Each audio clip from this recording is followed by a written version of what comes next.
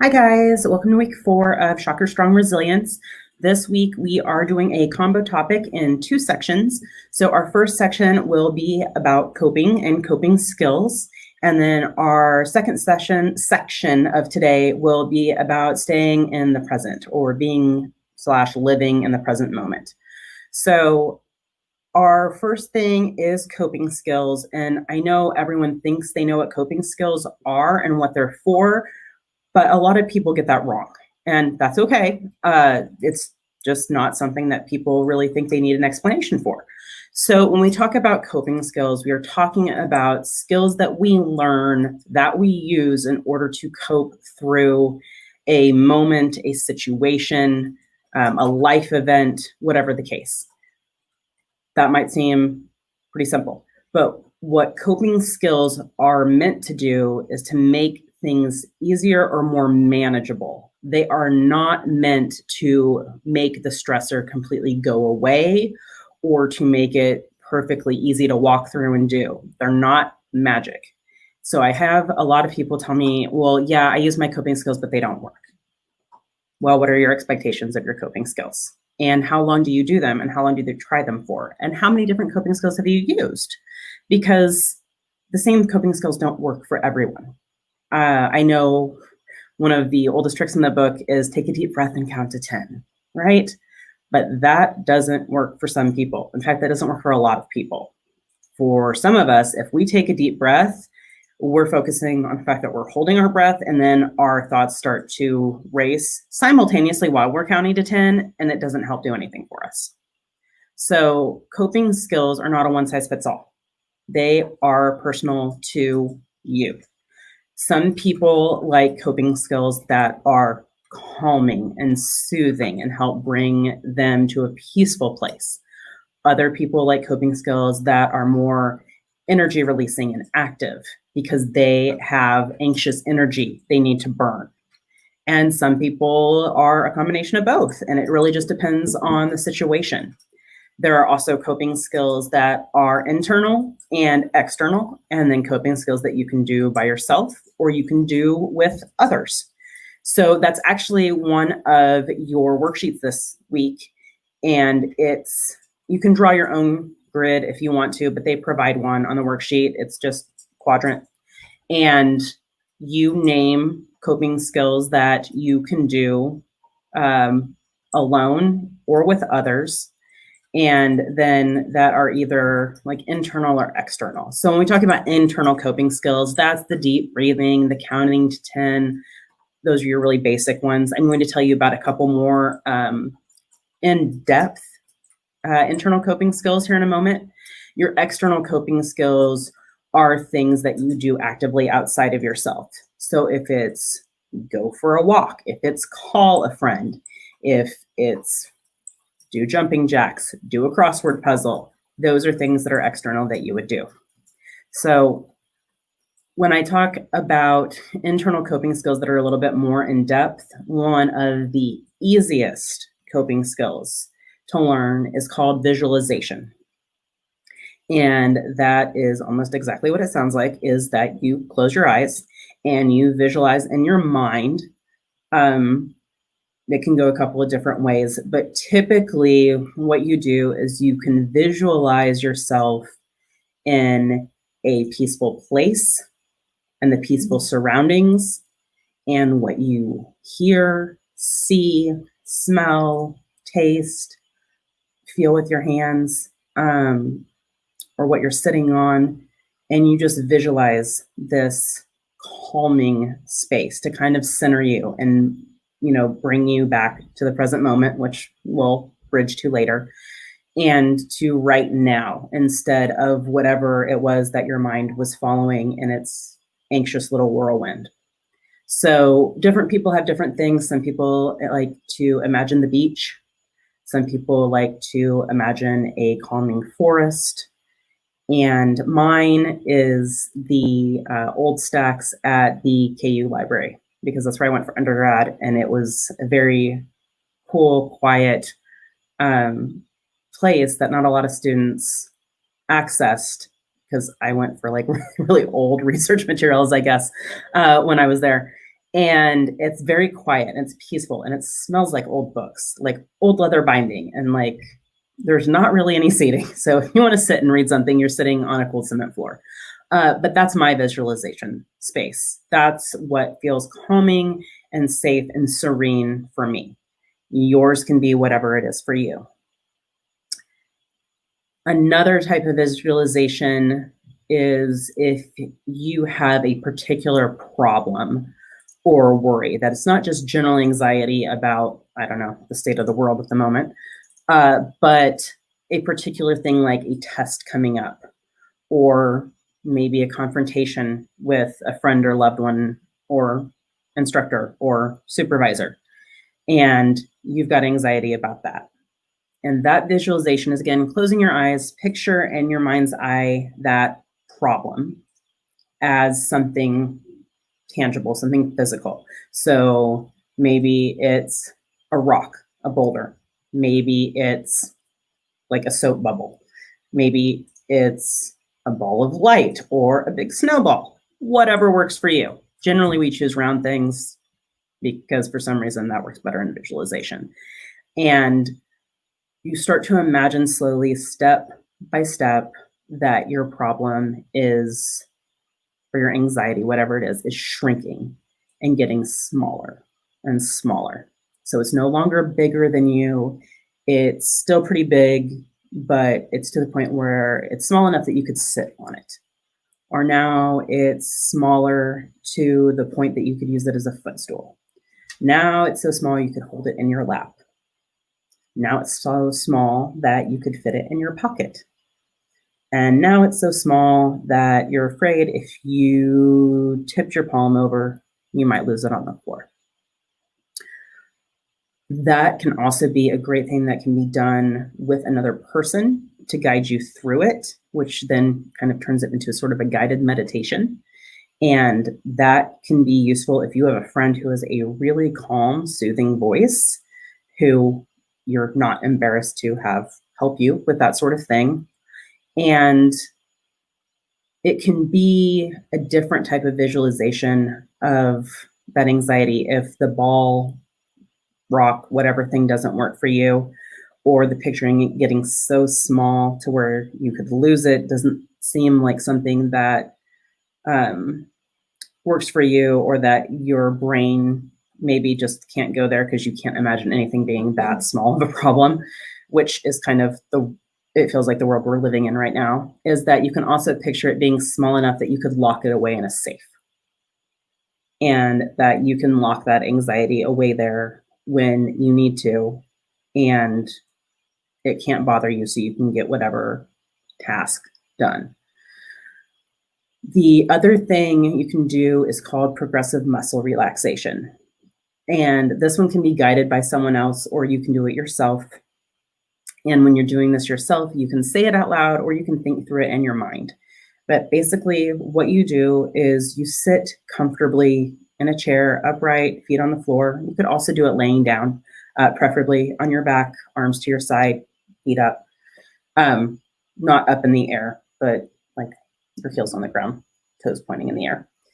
And what you do is you progressively tense and relax all of the muscles in your body by group. And you start with your toes and your feet, and then you move up into your ankles, calves, up your legs, into your abdomen, into your chest and shoulders, your hands, your arms, your neck, your face, and you hold them tense for a certain count. It depends for people. Some people it's a count of 5, some it's a count of 10. And then you release that tension. And that can be very soothing and calming, but it also kind of has that physical energy releasing aspects too, because maybe you have some anxious energy, but it's, not the time to go take a run or whatever the case, or you need something that's a little bit faster. Those are ones that are pretty basic, pretty simple, and they can be done just about anywhere, anytime. And I will post links to some typed instructions for those in the extras folder for this week when we're done today. And feel free to take a look at those, Give them a try if you want, see how they work for you. Again, everybody's different. If none of those sound appealing, which is fine, like I said, coping skills are personal to each individual, and there is no shortage of lists of coping skills out there. So go to Google, type in coping skills, and you will find tons of things. You can find coping skills for college students, coping skills for parents, coping skills for COVID-19. Actually, I think we did an entire recorded session on that back when this all started in March and April. I might be able to link that to this week as well if I need to. But you can find lists of coping skills, and some of them might seem silly and like something you would never do. I encourage you to give those a try, because more often than not, people find something that works for them, even though it's something that doesn't seem natural, because they go ahead and give it a shot. Maybe it's blowing bubbles, little soap bubbles with a wand. Maybe it's popping bubble wrap.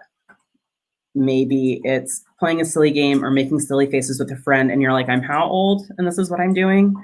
But our brains recognize the expression of happiness, even if we aren't truly feeling it, in terms of the, for lack of a technical term right now, feel-good chemicals in our brain. And it releases those. So if you smile, laugh, even if you don't feel it as like a deep belly laugh, or you're just half-heartedly smiling, your brain still recognizes that as something that says, release the dopamine. It's a feel-good time. Which is why often on coping skills lists, you'll see like tell jokes with a friend, watch a funny movie or TV show, things like that. That's a very real scientifically based thing. Some people get value out of watching sad things or horror movies, and that's something that has a release for them.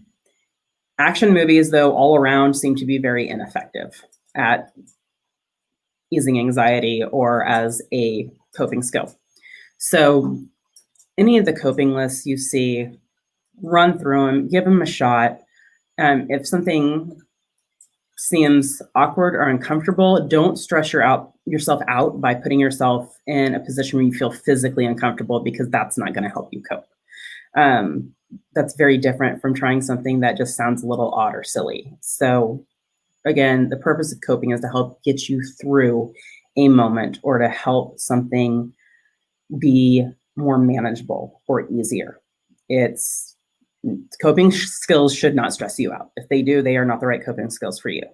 There is an article that I linked in the extras folder this week, which is titled How to Cope When Everything Feels Bad and It Seems Like It Won't Stop, or something to that effect.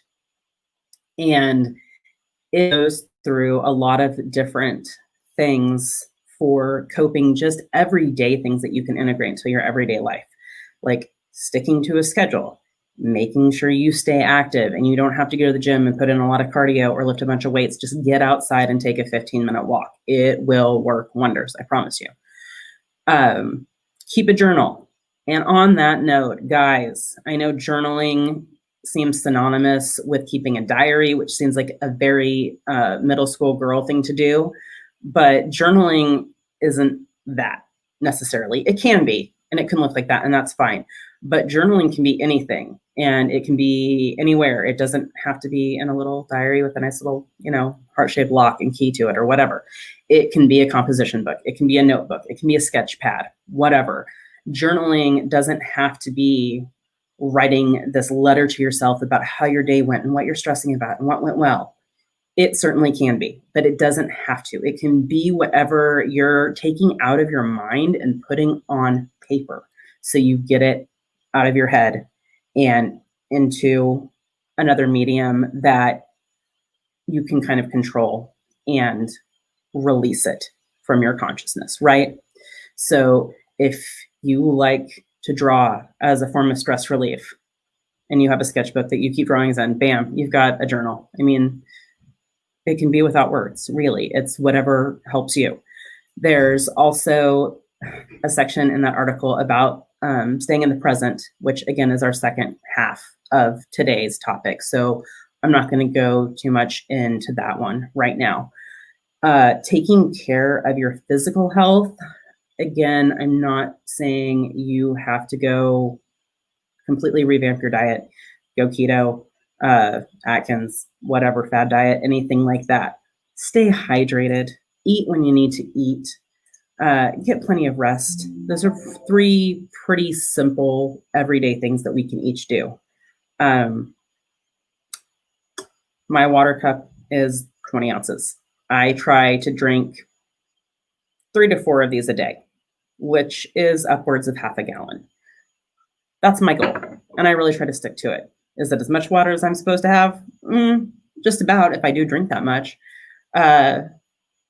Being super stressed out and anxious and even depressed, one of the signs that people don't really think of is, are you eating when you need to? Or are you so busy that you forget to eat? That can be a huge thing of sign of anxiety. Or on the depression end, are you just not hungry? Loss of appetite can be a symptom of depression, or overeating also can be a symptom of depression too. So if your eating habits, sleeping habits, hydration habits have drastically changed recently, that might be something to look at and reevaluate. I know that when I am in a high stress, high stakes job, the first thing that takes priority is a glass of water in the morning, a tall travel mug of coffee with creamer in the morning, and I make sure I have those 2 things, and I will totally forget to eat breakfast or lunch because I'm so busy and I have so much to get done. That's not healthy for anyone, but especially not for me who has low blood sugar. That is not something I should be doing. And so it's my responsibility to adult better and to address that and make sure that I have snacks in my office, or that I set a timer on my phone or an item on my Outlook calendar that says it's time to eat lunch. Get up, get a snack. It's easy when we feel like there is so much to do and so much going on, and especially if we feel like we've fallen behind in work or in school, that it's, no, I can't take time for that. I have to go, go, go. I have things to do. I have things to get done. But if you don't give your brain and your body the fuel and the rest it needs, you're not doing yourself any favors, and you're just going to fall farther behind and stress yourself out even more. When we talk about self-care, those 3 physiological things of enough food, water, and rest are the foundations for everything else. I want everyone to really, really think about if you are keeping to those things. How many hours of sleep are you getting a night? 2 to 5 hours is not going to cut it. It's, your brain needs more rest than that to process, for memory function, and for the next day. And chronically going without enough sleep can lead to serious long-term physical and mental health effects that no one wants to see or deal with.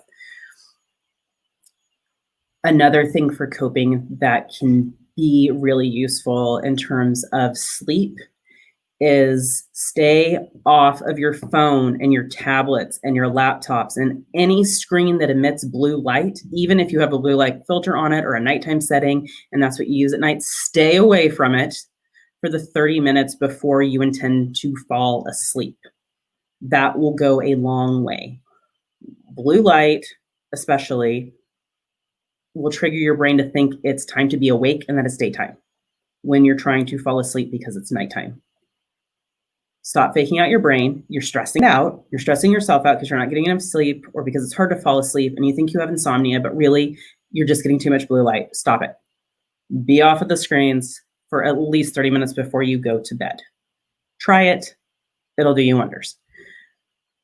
It's a hard thing because most of us, even though we really don't want to admit it or we think we have it under control or it's not that bad, are horribly addicted to our screens. And I'm going to be the first one to admit that I am never without my phone, ever.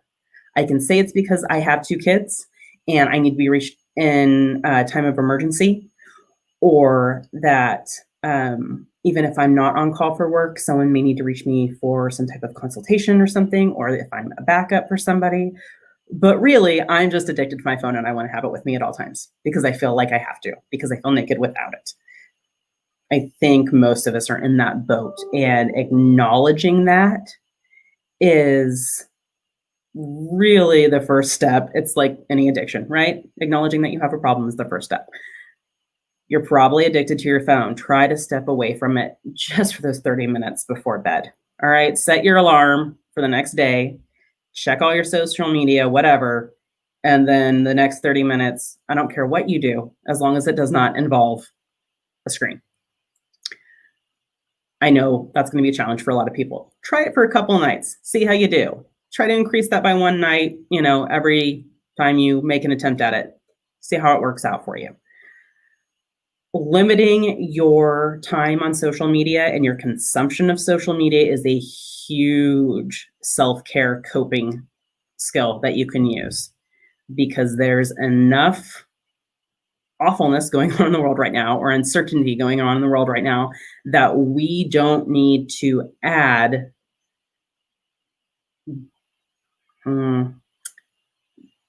psychic garbage, I guess is the good term, from strangers on the internet to it. I mean, you don't need to just add that into your brain and on top of everything else. It might feel cathartic to start arguing with a stranger online in the middle of the night at 2 a.m. and to maybe get them to stop responding or back down or whatever, and have some sense of vindication or success or victory. But really, you're robbing yourself of sleep and you're getting yourself wound up with something that stresses you out when you are supposed to be resting and recuperating your mind and your body for the next day. So limit your social media consumption. And I don't mean I'm taking a break from Twitter, so I'm on Instagram. Limit it as a whole. Give yourself a time limit each day for how long you're going to spend on social media, or even online, period. I know my iPhone has a screen time, tracker that tells you how much screen time you've had for the day. I don't use it because I know what it is, and it's a lot and it's embarrassing. So that's where I'm at. But if that's something you need to curb for yourself, take advantage of apps like that. The article seems pretty long, but it goes into a lot of really beneficial things and really breaks them down for you in pretty practical ways. I think one of the things that bogs people down with coping skills is feeling overwhelmed with, well, I don't know how to do that, or I feel uncomfortable trying it, or what if I mess it up? A lot of times with different coping skills, there's not really a way to mess it up if it's getting the intended effect. If the effect is to help you cope through something, be that calming down, feeling more hopeful, feeling more centered, more focused, whatever it is, if that result was achieved, you did the coping skill right. I think one of the things that I'm seeing right now with a lot of my students is this pressure to keep things at like a level of normal, because so many other things are not normal right now, and to achieve at a level that would be expected during a regular semester or regular academic year. But that's not what we're living in right now. So your expectations of yourself are probably unrealistic. Setting small, simple, attainable goals every day and celebrating the small successes, the small wins, man, that's where it's at. So if you set a goal for yourself to read 3 or 4 chapters today for that one class that you're a little bit behind in, but you only read 2, you still have 2 more chapters read than you did before the day started. Small success, celebrate it, give yourself credit for that, and that can help boost you and motivate you into the next time you start a task to accomplish it. You might be able to get a little bit more done each time, and that's fine. Everyone on this campus right now is doing the best they can, and that's where we're all at. And everyone on this campus also needs to give themselves and everybody else and each other a little bit of grace. A lot of people are struggling right now, faculty, staff, and students. We're all feeling our way still through daily, weekly changes with things. And a lot of people are stumbling right now. And 99% of it is unintentional. And it is really everyone feeling their way through it the best that they can. And a lot of people don't want to ask for help. And I think that is one of the biggest coping strategies that anyone can ever learn is ask for help if you need it, and also accept help when it's offered if you need it. And I say if you need it because I really want you to think about if someone offers you help, don't say, oh no, I'm good, because you don't want to burden them, or because you feel guilty accepting help. Or really think about it, because someone's not going to straight up offer you help with things if they don't want to help, or they really actually can't help you. No one wants to back themselves into a corner like that. So if someone's offering, accept. And if you're not sure if you really need help to ask for help, go ahead and ask anyway. Because if someone gets in there and starts assisting you with something and you're like, you know what, actually, I got this. Sweet. Awesome. You're set. They can peace out and leave you alone. But if you don't ask for that help and you do need it, you're still going to be standing by yourself, unable to do the thing you need to do. There's nothing wrong with needing help. Everybody needs help right now. There is also nothing wrong with being wrong. If you turn down somebody's help in the past and are now like, oh crap, I really do need help, go back to that person and be like, hey, is your offer still on the table? Because I didn't need help then, but I seriously do now. Please help me. That's okay.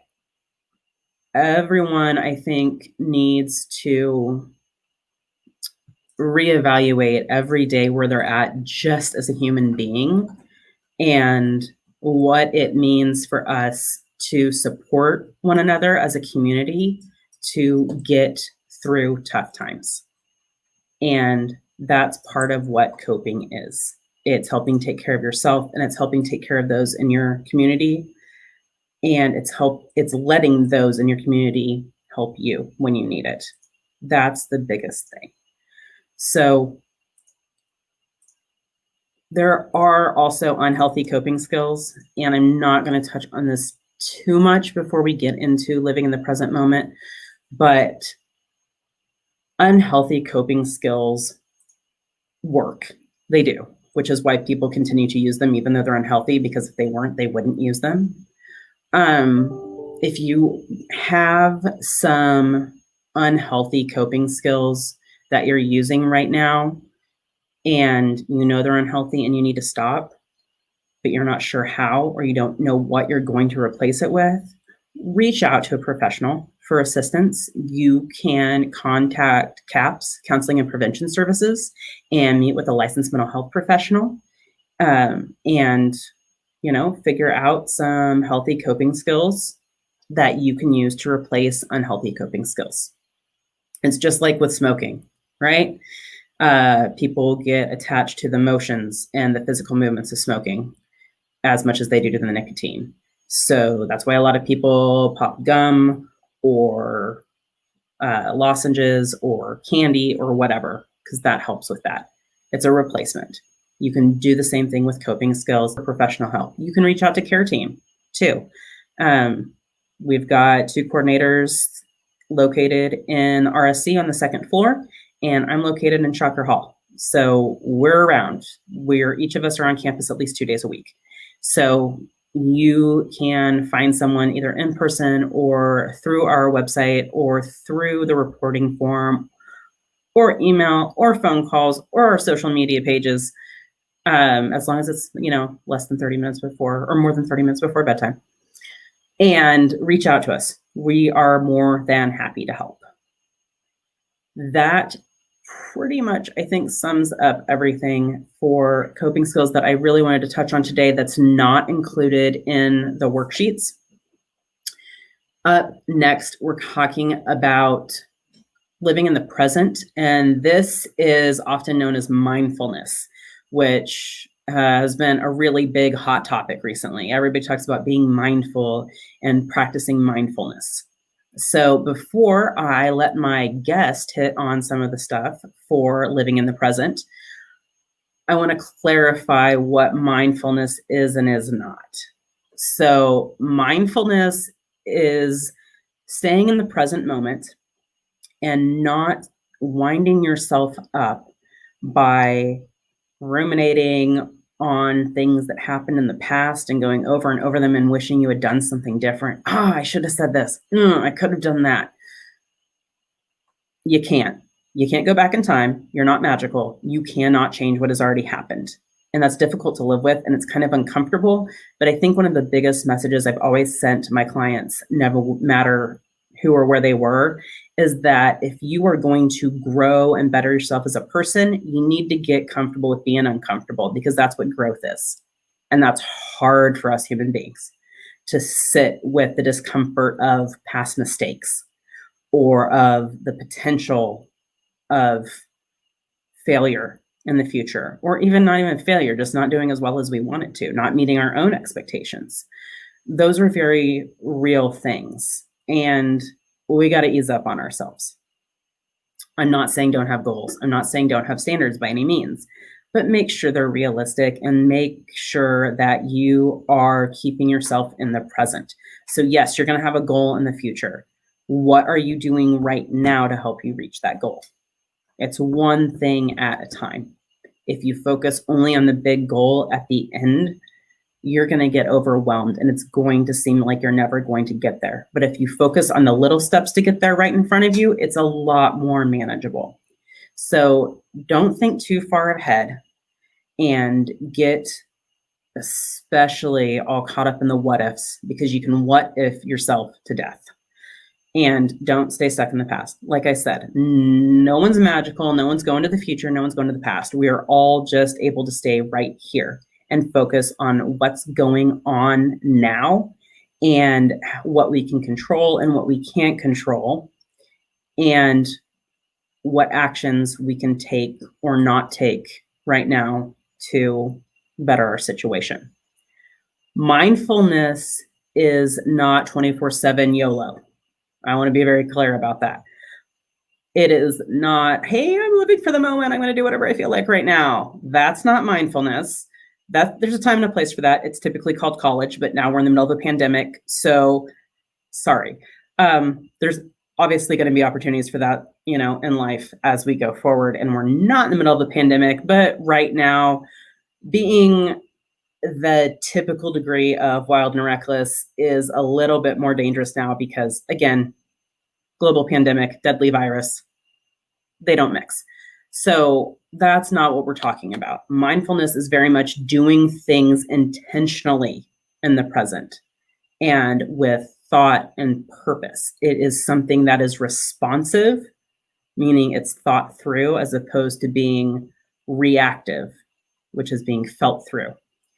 So I have a guest speaker today, and as my lovely coworker, our other care team coordinator, Miss Ashlyn Riley, and she is going to review with you the circles of control, meaning things you can control and things you can't control, and how being able to differentiate between the two can save you a lot of heartache. And she's going to guide you through that for a little bit, and then I will come back and we will wrap it all up at the end. She's going to have visual aids, and I will be able to make those available on Blackboard either later today or tomorrow after we're done. All right, so enjoy Miss Ashlyn Riley, guys. Hello. Well, it's a very pleasure to be here. Tara asked me to come, and I'm very excited to talk to you guys about some mindfulness, living in the present moment, and explaining kind of what the circle of control is. So, as Tara stated, mindfulness is something that is purposeful. It's something that is non-judgmental, and it's really about you paying attention to your thoughts, your feelings, and things around you. So, she mentioned kind of what it's not, right? That one is, mindfulness is very purposeful, and some of our behaviors or even our feelings or thoughts can be kind of reactive toward things. And I'm sure we're all used to going instantly toward, maybe someone said something and we don't like it, or we start thinking things, or we start talking to people. That's kind of when you need to kind of take that step back and go, wait a minute, let me bring myself back in here.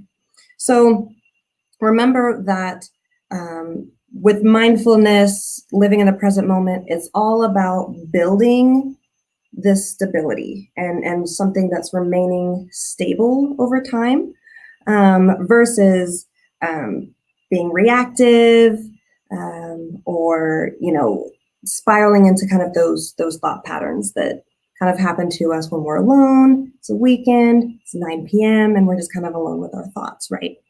So I've got some visual aids here that I just kind of want to talk to you guys about the circle of control.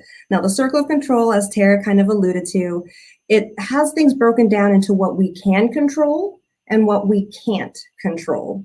So got some nice little visual aids for y'all.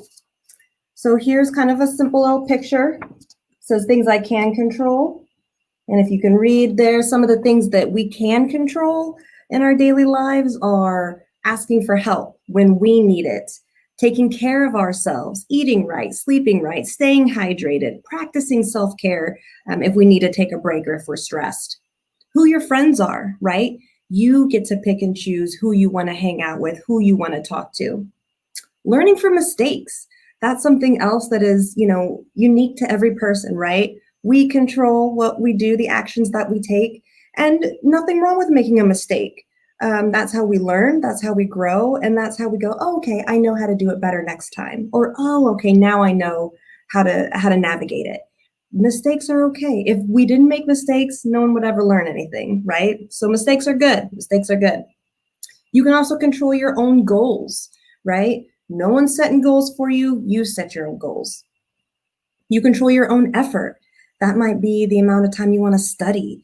That might be if you want to work overtime at your job, right? Whatever that effort is that you put in toward your goal, toward taking care of yourself, that's all on you.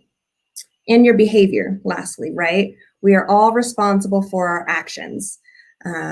So just keep that in mind when someone irritates you, upsets you, or even if, it's just an inconvenience, right? I'm sure we've all been stuck where it's like, we're going to be late, we got to get home, all these people are driving slow, or it's raining. Whatever it is, we can control our behavior. If you're late for something, don't speed to hurt yourself, if you're driving. Don't run halfway across campus, pushing people, telling people to move. Just take it slow and know that, okay, next time I need to wake up a little bit earlier. And, there are some things that happen, such as the weather, that are completely out of our control, right? That we wouldn't have known was going to happen, because Kansas is bipolar sometimes. We don't always know what the weather's going to be like until we wake up. So that kind of brings us in to things that we can't control, right? So kind of at the bottom here, you've got some pictures there of things that you can't control. So some of those are like what others say. So if you say something to somebody and they take it wrong and they get an attitude, as much as you might think, oh, that's my fault, I shouldn't have said that, I shouldn't have this and that. No, you did your part, you put out your thoughts. How they react is up to them. How that person decides to respond to whatever it is you said or you did, that's up to them. So we can't control what others say. We can't control past mistakes. Again, like Tara said, we're not living in the past and we're not living in the future. We're living in the present moment. So as hard as it is to go, oh, I really wish I'd done that, or what if I had done that? It's okay. You got to figure out a way to kind of let those things go, right? We need to figure out a way to say, okay, that happened, but I can learn from it. Or, if it was what if I did that? Well, there's a lot of things where it's never too late to try. For example, I have a friend who she's not the best dancer, but she's always wanted to do ballet, right? And so I said, girl, do it. Go do some ballet. She found an adult class, and lo and behold, girl's doing ballet. Now, is she the best at it? Now, is she gonna make it all the way up there like, we do as kids and work well? Probably not, but it's something she's always wanted to do. Never got a chance to do it as a kid. That's okay. Why not do it now? There's a lot of things that if you are going to look into the past and say, oh, I wish I'd done this or that, look and see what the equivalent is now. Because there's a lot of things that you can do that you don't need to have years of experience doing, or you don't need to start. Yeah, it may help to start as a kid. We're all a little more flexible, more energy, but that shouldn't stop you. That doesn't mean anything. You can do anything that you want to that maybe you didn't get to do in the past. So, think about those things, learn from those things. Something else, again, like the weather, can't control that, right? Can't control that. Being sick, if we get sick, we can prevent things, right? We can have common sense, wear our coats, make sure we have shoes on, drink water, take care of ourselves. But if you get sick, you get sick, and it's not, again, it shouldn't have been, oh, I should have, not gone out with my friend, or oh, I shouldn't have worn a coat that day. It's all right. It's all good. It's all good. And something else is others being kind and others' behaviors. So we can control, like I said, we control our behaviors, our thoughts, and what we want to do, but we can't control how others respond, what others think, how other people feel, how other people respond to us, or if other people are nice. For myself, right, I'm a very nice person, sometimes a little too nice, I'm told, but that's just who I am. And I try really hard to say, you know what? I know not everybody's like me, right? There are some people who are pretty standoffish and they're like, hey, don't touch me. I'm not a hugger. Or there are people who are very blunt and very direct and they may come across a little rude, but again, that's not our place. It's not our responsibility or in our control to tell that person how they ought to respond, how they ought to act, or how they should have responded or acted, right? So just kind of make sure to keep that in mind, and focus on things that you directly control, that you directly have an effect on. Often those are things that benefit you, that help you. Eating better, sleeping, staying hydrated, studying, asking for help when you need to, those type of things. Something else that, we might want to kind of keep in mind when we're talking about the circle of control is it really is about slowing down and kind of being in that present moment and that mindfulness, right? In our daily lives, as Tara talked about, we're always rushing, now more than ever, are we always on our phones? We're always in go mode. We don't have time to eat, or we don't have time to take a break. That's when mindfulness and being in that present moment is so important, because we need to be able to take a break, take a step back from our computer, put our phones down, and just look at what's around us. Feel, what's going on inside us. How do we feel? How are our thoughts? What are we thinking? Really take that time, that pause to just kind of reevaluate, re-get connected with yourself and re-get connected with the environment that you're in.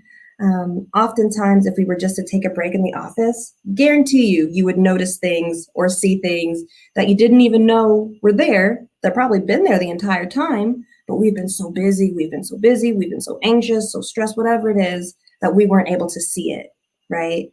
And, life is all about living it to the fullest, enjoying what you have, but how are you going to be able to enjoy it and live to the fullest if you're not in the present moment of it, right? And like really being with it, your friends, your family. If you're really enjoying school, really take in being on campus and being in the classroom, really take in those experiences. And, something else that would be really helpful as well is when you're starting to practice mindfulness, starting to practice meditation or coping skills, compare that to your default, right? So when I say default, what do I mean? So for me, I'm always kind of a tense, nervous person, right? Nervous energy, shake my leg a lot. I'm always tense. I do have things that I worry about sometimes. And so that may be what we call my default, right? My go mode, that's where I'm at a lot of the time. But sometimes you got to take a step back. And that's when you want to compare that to your personal development of your mindfulness, your personal development of your circle of control. So when you start to practice these skills and start to take a moment and just look at things around you, hear things around you, see things around you, just focus on you in this moment, not worrying about things in the past, not worrying about things in the future. Compare that feeling, right? Does it feel like you can breathe? Does it feel calming? Does it feel relaxing? Does it feel weird? Does it feel weird to not have any, to not be worrying about stuff? Does it feel nice? Does it feel good? Maybe you feel like it's kind of slow, right? Analyze those feelings and think about those feelings and compare them to how you typically feel. So, for example, like I said, I'm nervous, I'm anxious, I'm worried about things, mainly at work and stuff, right? So when I take a step back and I go, okay, focus on, what I can control. I've done all I can for the day. It's almost 5 o'clock, but I've gotten a lot done. I've met students.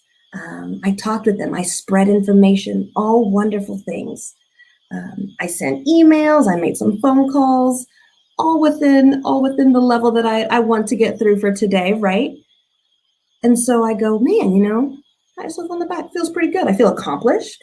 I feel calmer. I feel relieved.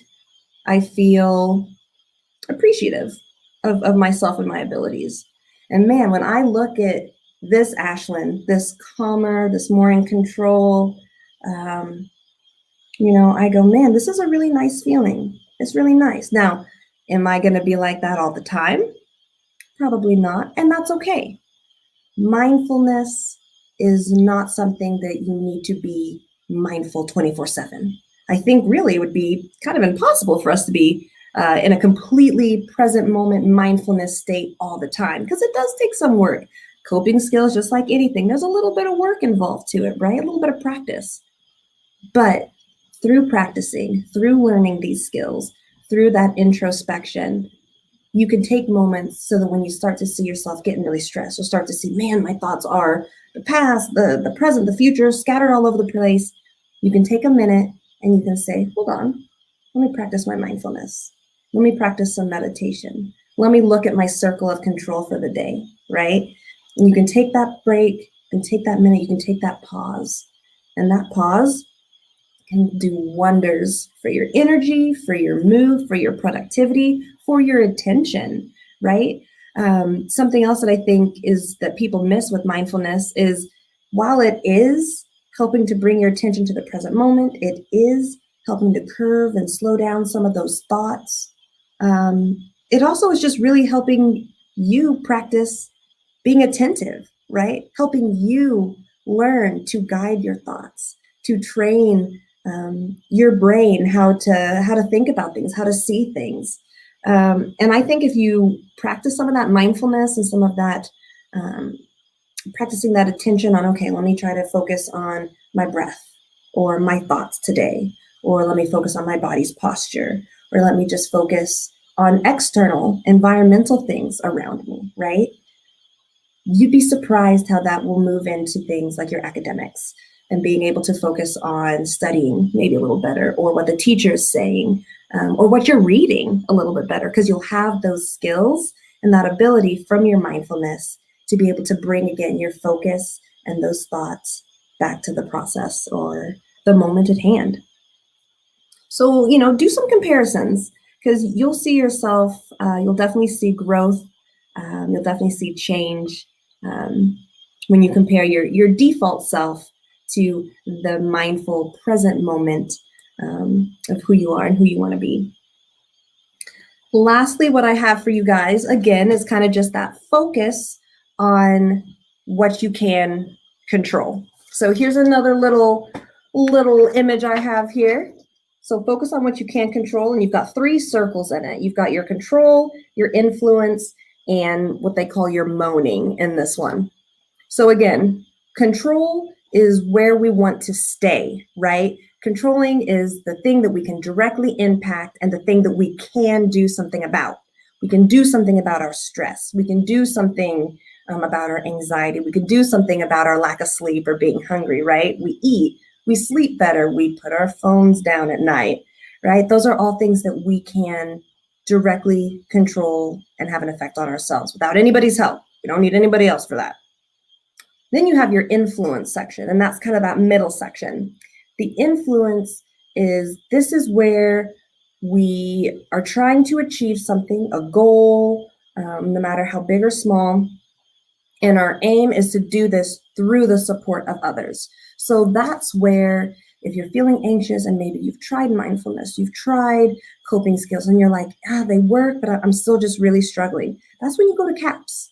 That's when you go to care team. That's when you go to your best friend and you talk to them and you're like, I need to just let something off my chest. Or, hey, can you maybe help me do my coping skills with me, or bounce some ideas?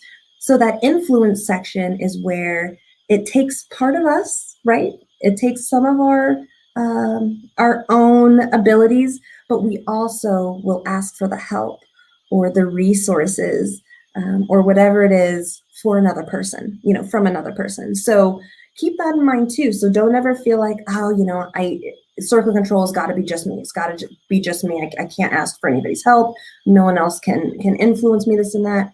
Not at all. You can always ask for help. And people are always influencing us, just like we are also always influencing others. Again, which is why the circle of control, why mindfulness is so important, so that we are aware of our own actions and our actions, thoughts, behaviors to others as well. So keep that in mind. And the last one, that moaning zone that they kind of put in here, that is all of that time, energy that we spend worrying, stressing, ruminating, all those thoughts, those different things that we were really worried about, but we can't really control, right? And that's kind of the spot. That last zone is the zone where we want to take that energy that we spend, that time that we spend stressing and worrying, and it affects us mentally and affects us physically. We want to take that energy and we want to move it and put it into those other spheres. We want to put that energy, put that time into ourselves, put that energy, put that time into somebody else, or into our goals if we're working with somebody on something. That's where we want to put that energy. And so you want to slowly over time work it. Okay, here are some things that I have that I worry about, and how can I take that energy and put it in somewhere else? So a little trick that a therapist told me once, I was working with her, and whenever I would have things that would come up and I was like, oh my God, I've got a test coming up on Tuesday, I've got notes, I've got an essay I haven't written, I've got to read 5 chapters in this one book, but then I also have other books. She would say, Ashlyn, take all those worries, put them in a capsule, right? Put them in a jar, seal it up, because those are all worries that we can't handle today, right? We're not going to look at those things today. And so I think about my worries. And if visualization is your thing, visualization is my thing. So I'd sit there and I would think about all my worries, all my stressors, put them in a jar, seal them, and put them away. Okay, I've acknowledged them. I've put them away somewhere. They're in a safe place. What can I focus on today? What do I need to focus on today, or what's right in front of me? So that was really helpful for me. So if you have things that are really stressing, really worrying you, take them, put them in a little jar. They're not something you need to worry about today. Maybe pick the ones that you're like, okay, these are things that I can affect today or control today. Cool. Then those are the worries, and those are the things that we take care of. But all the other things, all the other tests, all the other books we have to read, you don't need to do those right now. You can put them away in that jar. And lastly, I just want to leave you guys with an amazing quote from Maya Angelou. She's an amazing writer. Definitely, if you want something that picks you up and speaks to you, but also gets you riled up for like the good fight, Maya Angelou's all for it. So she says, and I quote, "You may not control all of the events that happen to you, but you can decide not to be reduced by them." So think about that, right? Even though we can't control everything, the good and the bad, whatever it is, you have the control. You've got the power to not let those things control you, right? Or to affect you in such a negative way. And it's hard. It takes practice. And so do a little bit here and there. And again, and compare as you go over time, because you will see improvements, you will see growth, and you'll be like, man, I didn't realize that, like, for example, meditation, right? I have a lot of people, I can't meditate. Just practice it, just try it. And I had one student try it. And I did it off and on. They came to me one day and they were like, my mind was actually really quiet for that 5 minutes. And that was the first time it's been really quiet. And that's a success. That is awesome. So yeah, it might take a few times. Most things do. But once you get it, and once you kind of learn it and figure it out, the rest comes. It really does. And you'll notice a huge improvement, personal, social, academic, relationships, whatever it is. So think about that circle of control. We will make sure to have these posted in the Blackboard for you guys. Think about that, and you can go through your day too and literally go through and say, okay, what are the things I can control today and what are the things I can't? Nothing wrong with making yourself your own little circle of control, right? So think about those things and practice keeping yourself in the present moment, enjoying what's around you, what's in front of you, and go from there. And so I will bring it on back to Miss Tara here. If you have any questions or anything, you know where to find me. So talk to you guys later. Thanks, Ash. You're the best. All right, so the two tools that Ash just showed you will be up on Blackboard in the extras folder, along with the other things I already posted today. I will also see if I can find some of the coping skills lists that I've used in the past that I can put up, and some of the typed walkthroughs for visualization, guided meditation, and progressive muscle relaxation. And I encourage everyone to try just a couple new things over the next week. And that will actually be one of the discussion questions this week is, what did you try? How did it work for you? And, do you think you'll try it again or not? And is there something that's next up for you to check out and try? So thanks for joining us today. I greatly appreciate you guys. And we will see you again next week, except it won't be Thursday at 3:30. It will be Tuesday at 2 p.m. because Ash and I and our entire team are going to be in training all day next Thursday and Friday from 8 to 5. Lucky us, learning new things to help you guys out. So next Tuesday, 2 p.m., the link for the stream will be in the week 5 folder course section. Just as always, it's just 2 days and an hour and a half earlier. All right. And then after that, we'll go back to this regular old Thursday at 3:30 for the rest of the semester. All right. Thank you guys so much. Have a great rest of your day. See ya.